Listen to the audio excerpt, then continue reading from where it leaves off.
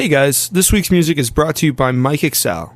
He is one of the 6 acts performing at Buffalo Blog's second annual holiday party on December 15th at DBGB's. The show starts at 10 and entrance is only $5. Today's guest is Bill Rapaport, the creator of Bill Rapaport's Buffalo Restaurant Guide. Bill came down, talked about how the guide began, and what the future holds for the restaurant guide. Let's get to it. Were you a big eater of going out to restaurants and... Yeah, in fact, probably more so than I am now. Oh, really? Yeah, I mean, when I first moved to Buffalo in '82, Okay. I was eager to try lots of restaurants. I was moving here from Fredonia, which had... Oh, yeah. Well, actually, I was moving here from Jamestown, which also had almost nothing. Yeah. Before that, Fredonia, which had even less than that. Yeah. And I grew up in New York City, so I was used to nice restaurants. Yeah. And I remember one of the first things I picked up was an advertising magazine that had menus of restaurants in Buffalo, and I kind of worked my way through it.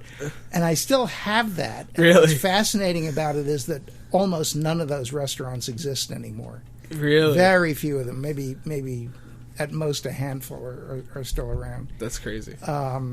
So the restaurant scene has certainly changed. Oh, God, yeah. And... Yeah. So I was interested in restaurants before I Yeah, got so here. you'd like trying new foods and cuisines like that. Yeah, I'm not really a foodie. Okay. There are certain foods I won't touch with a 10-foot pole. That's all right. That's And same here. but if it's a good restaurant, I like to eat there. And, Yeah. and the guide started as a way for me to publicize what I thought were the good restaurants in town. So. Nice. And so yeah, let's talk about the start, because I read that it was first a photocopied list, right? I suppose, yeah, right. So it started as a handout for an international conference that I was the local arrangements coordinator for. Okay. The Association for Computational Linguistics was having their annual conference at UB. I was the local arrangements coordinator. And academic conferences, typically the local arrangements coordinator will put out a 1 or 2 page list of restaurants for the conference goers to eat at. So this was finally my chance to do it for Buffalo. Yeah. And so I put together a list of my favorite restaurants and ones that, although I might not have eaten at, I knew about, or ones that might not have been my favorites, but had some good people reputations. like them. Yeah. Right.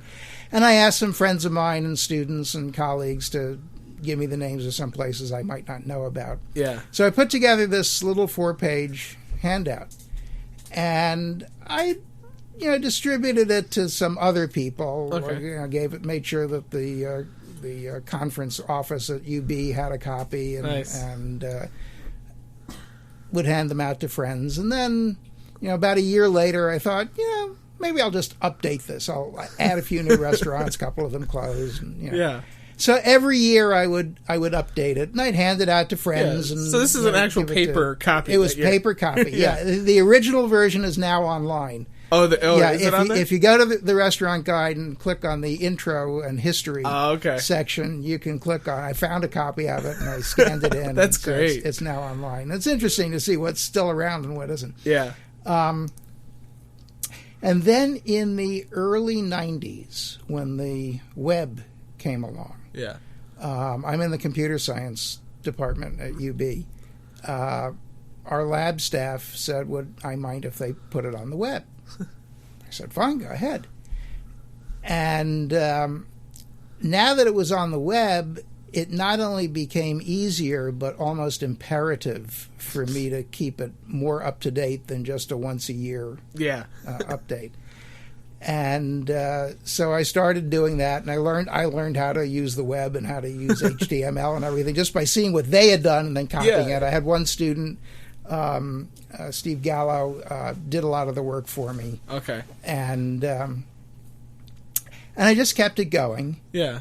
And friends would say, "Oh, there's this new restaurant I just ate at," and I'd say, "Well, send me a review." And I'd put it on, and then other people started sending me. Yeah, like reviews. people you had no idea. People I had no idea about, and so I sort of made it official. Send us a review, and I put up a page explaining the kind of information I would like. Yeah.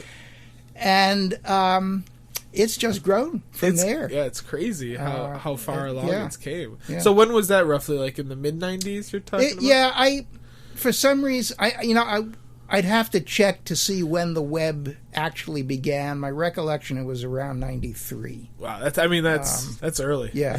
The first edition of the guide was 1988, the printed edition, because that was when the conference was. So when I say on the guide, we've been around for 25 years, that's the number that I'm using, 1988.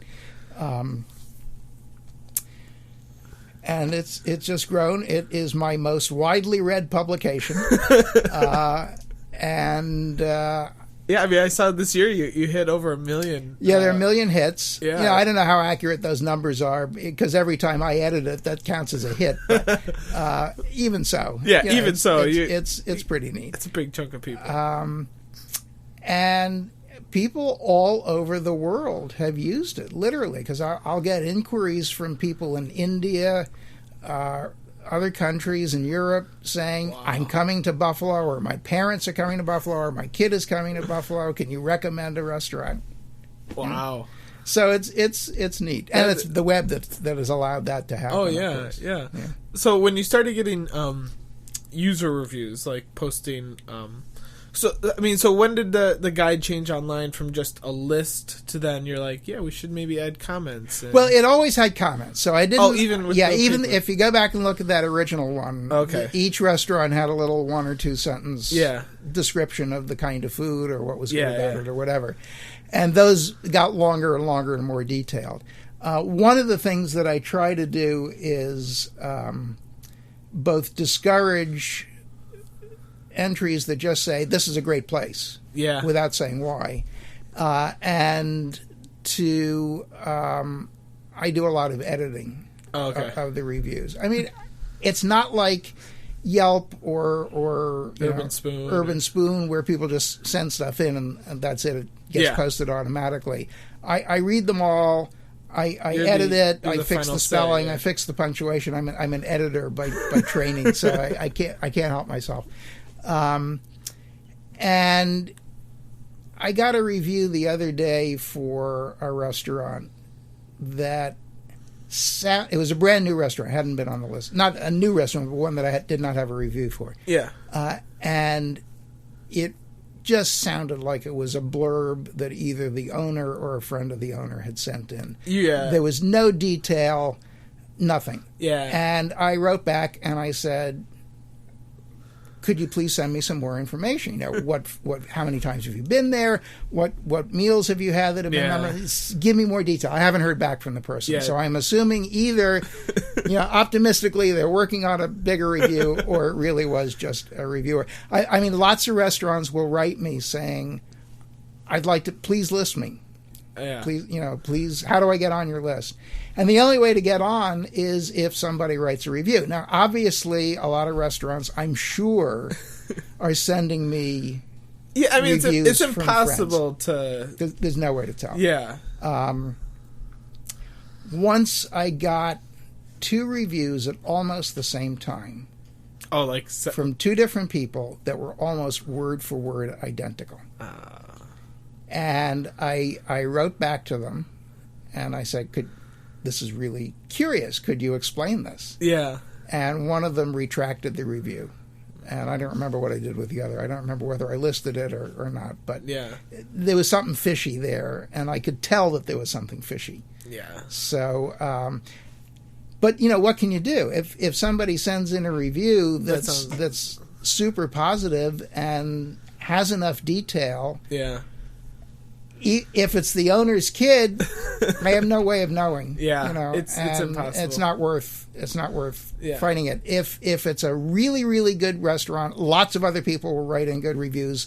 That'll get buried. If it's a really lousy place, nobody's going to send in other reviews, and people are going to look at a restaurant that's got 1 rave review and nobody else says anything. Yeah. And the rave review is 1,000 words of how great the place is. Yeah. And it's So I think it's sort of editing. Yeah, because if you look over at Urban Spoon, I think is probably the worst of the 2. and you could look at a restaurant and then you see this review and it looks like a public relations person wrote it. It's so glaring. Yeah. So when did you? Was it an interesting turn of the website that it kind of started as like an informative guide, but then now you were kind of making judgment calls of like the best interest of the readers and things like that? Like, was that an interesting little... Yeah, and it evolved. I mean, I can't say that there was some specific day on which I said, all right, from now on the restaurant guide is going to, have this property. Yeah. It just kind of evolved, and as reviews came in that were weird, I would make decisions about what to do. And there are some reviews that have come in that are so illiterate. Oh. I mean, almost every word misspelled, just no punctuation, just really strange. Yeah. And sometimes I just publish them that way. And those are usually negative reviews. Okay. Rarely are those positive reviews. Yeah. And I figure I'm not going to take the time to edit this. It would just be too much of a waste of time. Yeah. I can't just I don't want to reject it out of hand. Maybe the guy's got a legitimate, complaint, but I'm just going to let it sit the way it is. And that's great. How many reviews do you roughly get submitted?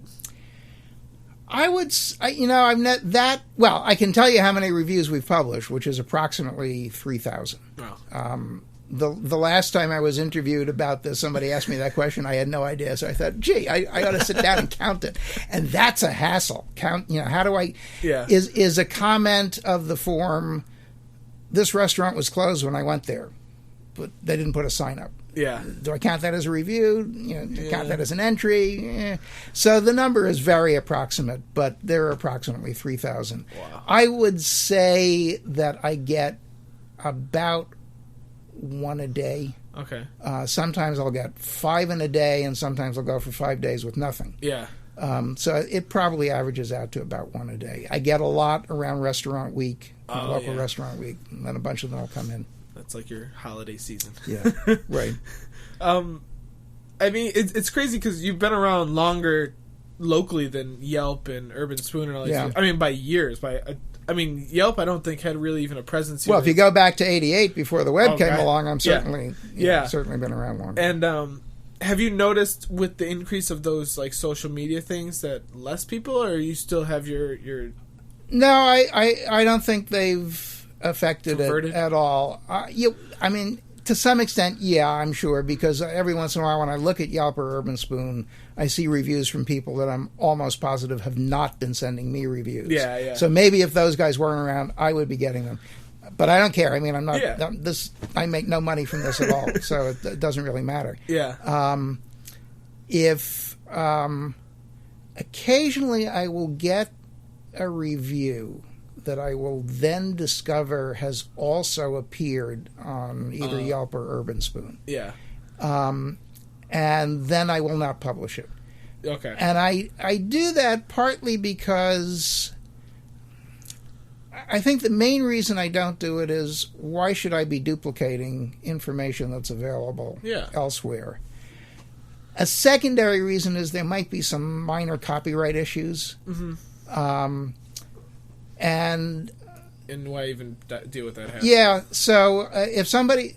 I may have some reviews that have also appeared elsewhere. I'm not going to go check every one. Yeah. What usually happens is somebody will send in a review for some new restaurant, and I'll then Google the restaurant to see if I can find a website or a Facebook page or something to give the link. Yeah.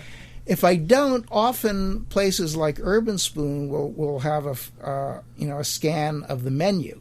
Mm-hmm. And so I'll use that link. So I'll go to Urban Spoon to see if it's there, and then I'll discover the review is also there. Yeah. And then I usually write back to the person who sent it in, say, I'm sorry, I can't publish it because it's already appeared there.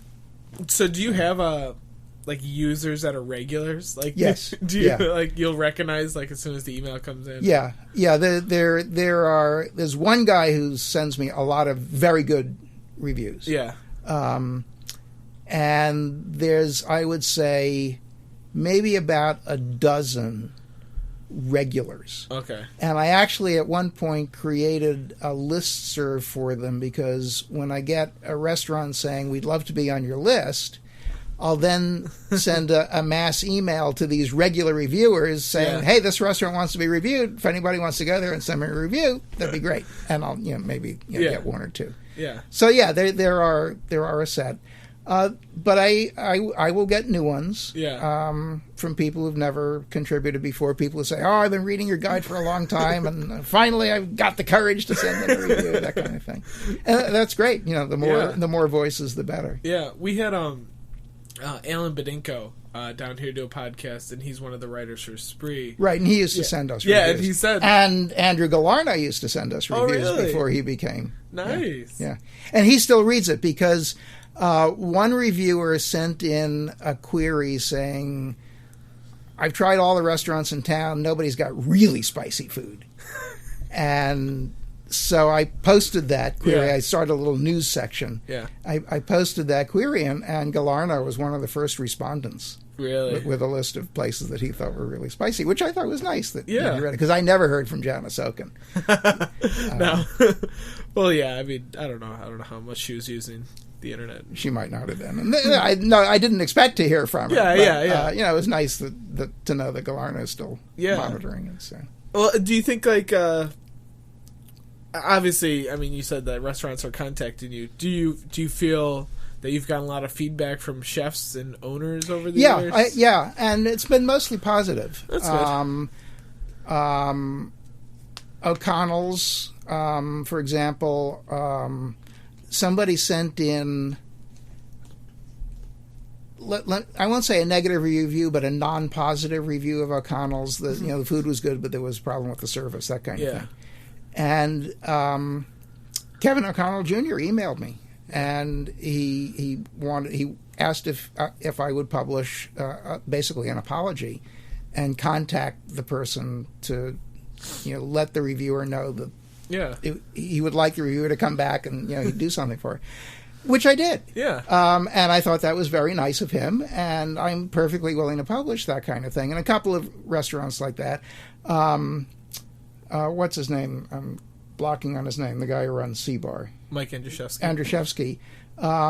When he closed the Williamsville branch, he asked if I would publish the notice of that. Yeah. So obviously he thought I had enough people, reading my guide to warrant that. Yeah. I have also gotten a couple of restaurants who've been unhappy with negative reviews and have demanded retraction. We've only had that happen like twice. How have you handled it? We had it once with a food truck, and they asked if we could take down our post because they thought it was negatively affecting their business. And we said that we had a time on our post. It was maybe a couple months into their start, so it was like maybe a year and a half ago now. And we said, listen, that's the experience that we had on that date. We're not lying. I'm not going out of my way to be a jerk. Right. But that's what we're going to say. And I was like, we're going to try to go back and write an updated review. But, that's staying. That's what happened. Yeah. Yeah, I mean, that's essentially the tactic that I've used. So, Fanny's got a really negative review, and there also hadn't been a lot of reviews in a long time for Fanny's, and then I got a negative one, and the owner, this was shortly before they closed, and the owner called and was really upset and demanded a retraction and all kinds of stuff. Actually called you? Yeah. I said, no, I'm not going to retract it. This was, a response. I said, if you want to write a reply, I would be happy to publish your reply. Yeah.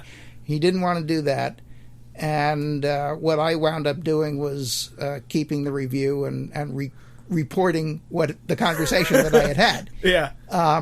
Never heard from him again, and then they went out of business. Yeah. I've had similar kinds of experiences with 2 or 3 other restaurants. Yeah. They get really upset. One restaurant said that the most recent 2 negative reviews were from disgruntled former employees. Yeah. So I contacted those people without explaining why and said, did you ever work for this restaurant? And they said, no, I live in Florida. You know, and this other guy said, no, I know, you know, I'm a lawyer. I don't work for restaurants. And so I, you know, just kept it the way it was. So when people put in their reviews, they have to give like their email address, or they send me an email. So okay. I always ask for their full name. Okay. I don't. The reviews get published just with initials, and that isn't on purpose. That's just the way it evolved.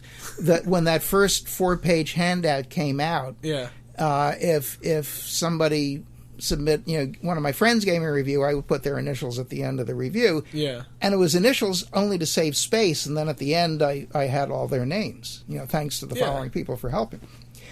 But I just kept that practice up of only initials. But there is a contributors page, and anybody can go to that page and see the person's full name. Yeah. I used to include their emails, and I stopped doing that after one of the reviewers said that they were having trouble with a spouse who was stalking them, and would I please not publish the email? I figured, okay, that's a reasonable request. And the best way to handle that is I won't publish anybody's emails. Yeah. And that way, if somebody does want to contact one of the reviewers, they'd have to go through me or find out the name some other way. Yeah. Most people, I think, don't even realize that the contributors' full names are there. Are there, yeah. Yeah. Some people will send in a review, and when they say, well, will my name be published? And I explain initial with the review, and there's a web page of contributors. They say, well, I'd rather... you know, please withdraw my review. And fine, you know, I'll let them do that. Yeah, you're ahead of the curve, because Buffalo News had like a huge hubbub when they changed their comment section on their site that you had to post your full name. Yeah, and you couldn't use like some username like Sabres Dude 95 or whatever. And so it's kind of neat that you're a little I don't see why people should hide behind if what they're saying is a true experience, then they should be able to back it up. Yeah. Well, so you review on the site still? Oh yeah. I if I eat in a new place or have a particularly good meal somewhere, I'll put my 2 cents in. You know, when I got married and our kids were small, we didn't eat out all that often and not in the fancy restaurants. And my family now is not especially. What's the word I'm looking for? Experimental in terms of what kinds of foods, adventurous in what they're willing to eat. So we don't really eat out all that often. That's good. So my reviews have gotten less frequent over time. But you know, well, I mean, you got your own like staff. Yeah, right. I mean, I consider myself more of an editor and publisher. Than a reviewer or a foodie. Have you noticed if you've written comments that you've gotten more feedback from restaurant? Because I mean, when you write your comments, it's a little bit of a different color. It's bold. Right. I put them in blue so that people know it's me talking. Because I've occasionally gotten people saying your review is terrible. What do you know about restaurants? I said, it's not my review. Didn't you see the initials? You know. So I make mine look a little bit different. Yeah. There are restaurants who know me. Okay. Because of the restaurant guide. Yeah, of course, yeah. Which is fine. Yeah, Buffalo's a small town. It's a small town. Yeah. I've occasionally gotten restaurants that have invited me to come and review, and they'll give me a free meal or a free dessert or whatever. Yeah. I have no problem with that, and I give an honest review. In fact, there was one restaurant that invited me. The food was not especially great. I said so, and I've never heard from them again. And, nice. There's actually a couple of restaurants like that. So there's my my proof of honesty. I've found that most of the restaurants that invite us for free food are generally either hurting and need some buzz or something like that. It's very rarely that like a really great restaurant is offering to invite me out for a free meal. I don't know. That's my and I'm not looking for free meals. I mean, it's nice when they do that, but that's not what I'm. I'm in it for. I mean, basically, I'm in it to publicize Buffalo and its restaurants in particular. I mean, I love Buffalo. I'm a big Buffalo booth. I grew up in New York City. That's my favorite city in all the world. But I really like Buffalo, and I'm happy to let other people know that there's a lot of good stuff going on there. Yeah. So with yourself, as you've eaten and had this website for so long, do you think now that when you go out to a meal, there's a part of like a critic inside your head that maybe wasn't there before? Oh, definitely. Yeah. I mean, even when I'm in a different city eating it out in a restaurant, I'm thinking, should I write a review of this place? Oh, no, nobody cares about this restaurant in some other city.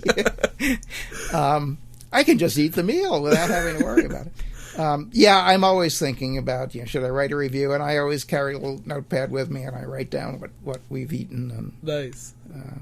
Yeah.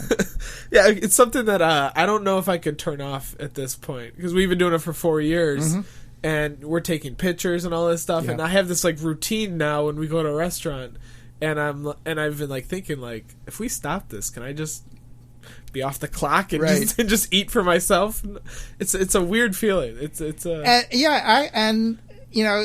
I go to some little restaurant, I think, should I write a review of this place? Yeah.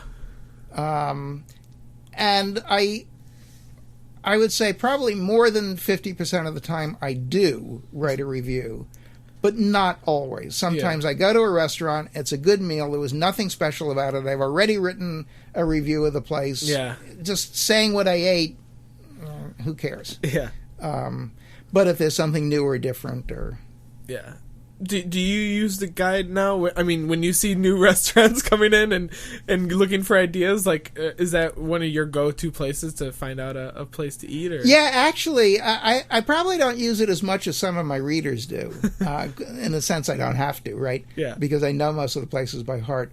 But a few times I have actually used it. We were once in the South Towns. We were meeting some friends for dinner at a restaurant. Yeah. We got there and discovered the restaurant was out of business. And I called a friend who had access. This was before the days of smartphones. I called a friend who had access to a computer, and I said, hey, look up, Hamburg, New York, and tell me what restaurants there are. And so we, chose a place that way. I have. One of the things I'm doing right now is pretty much since January, I've been entirely revising the location index. Oh, okay. And the other day, my family and I were looking for a place to eat. We wanted to eat somewhere nearby. Nearby for us is basically Transit Road. Okay. And which has a lot of dining. And I thought, all right, let me try my new location index, which I have not yet made public. It's still in the editing stage. Still in the beta stages. It's not even beta yet. It's alpha. And I went, and the way I've got it organized is by town. Okay. Now, Transit Road is between two towns. So my first draft of this thing was, all right, I'll have Transit Road on Amherst side and Transit Road on Clarence side. And I very quickly realized that was absolutely useless because, it's nice to know which restaurants are actually in Amherst as opposed to in Clarence. But if you're looking for restaurants on Transit Road, you want a single list of everything in Transit Road. Yeah. So I had to make one of those. And nice. So I have used my own guide to find a place to eat. Yeah, I mean, because also you're getting all these submissions probably for new restaurants that are opening, so you're getting to see these places. You're like, that's oh, right. What's that going to be? Yeah. So are those obviously all user or mostly user suggested? Like, hey, this place is opening. Yes, that's right. Okay, right, mostly. Yeah. And same goes for when something goes out of business. Yeah, because I have no. There's insights. No way for you to single-handedly know every restaurant. No, and I'm sure that a large not significant, but some large number of restaurants on the list probably don't exist. Yeah. In fact, as I was doing this revision of the location index, I was taking it as an opportunity to check all the places. Do some cleaning house. And yeah, I cleaned out probably 10% of the restaurants, and I just quietly let them disappear. I've got a section of closings, but I didn't bother putting them there because for all I knew, they closed 10 years ago, and nobody had sent me any notice of it. So, what is the oldest review that you have on the site? Like, I mean, because like you have like places like Oliver's, which has been open for forever. Yeah.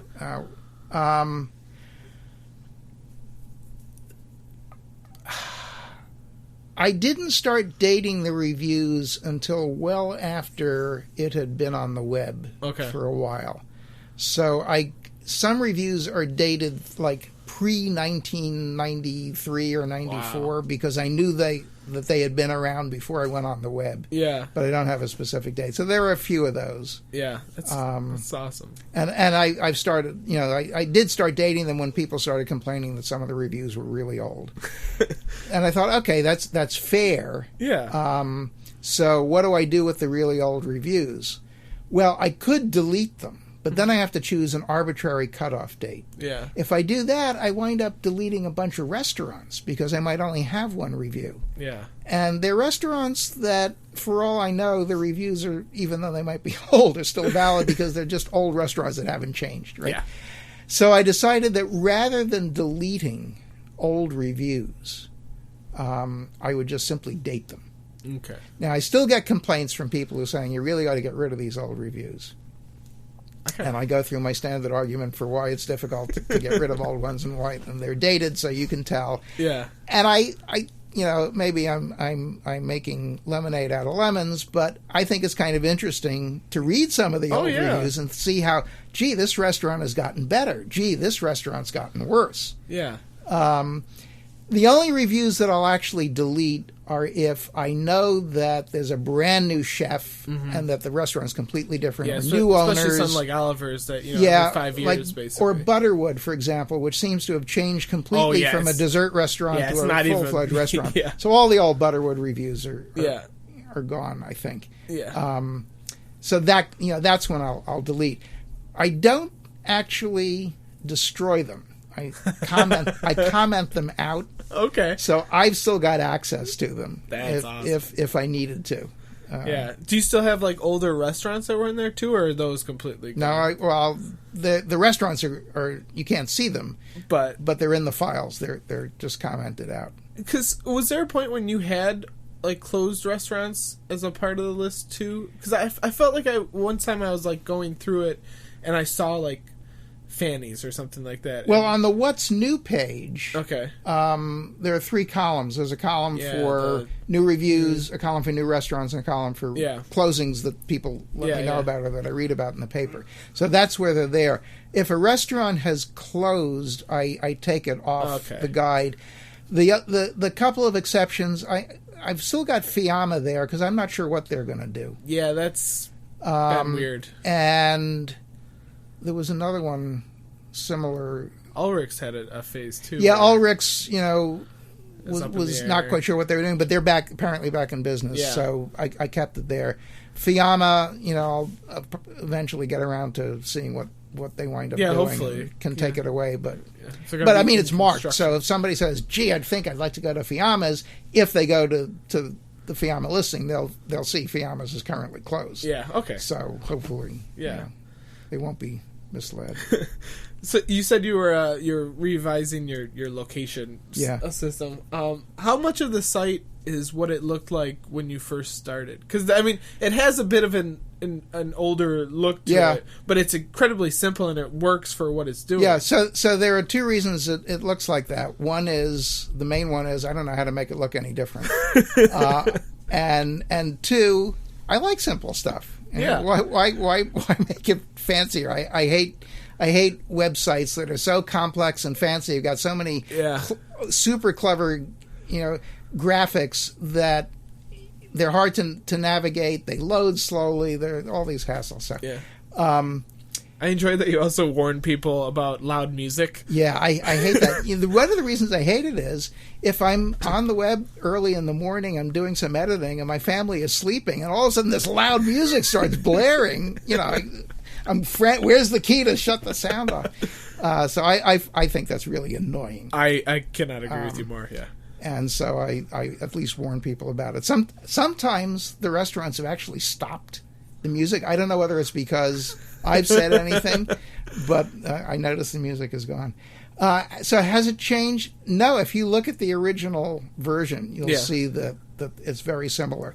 Part of the reason for that is that when it was originally put on the web by our department's lab staff, they were just basically copying the style of the original. Okay. And I was learning HTML code by looking at what they did. Yeah. So I haven't really changed very much. Yeah. It doesn't need it. I enjoy that it's that simple and it's easy to get around and right. Yeah. Have people ever contacted you like would you be interested in making some crazy thing or? No. People have contacted me saying you really ought to do X, Y, and Z, and I write back to them and saying that's a wonderful idea. If you'd like to do it for me, I'll be glad to use it. And I never hear from them again. Yeah. Have you ever been contacted by the Visitors Bureau or anything like that to make a list or? No, the Visitors Bureau has. I don't know if they still do, but at one point they had a link to my guide. Nobody has ever offered to make it look nicer. And I think there would actually be some problems with that. The guide is still hosted by the Computer Science and Engineering Department at UB, and nobody else can really have access to that website. I don't want to spend the money or go through the hassle of having my own website. So, I can use that as an excuse. People basically want to advertise on the website and say, "I'm sorry, the website's hosted by an agency of the government. I can't, can't take any advertising." I didn't even think about that. Yeah.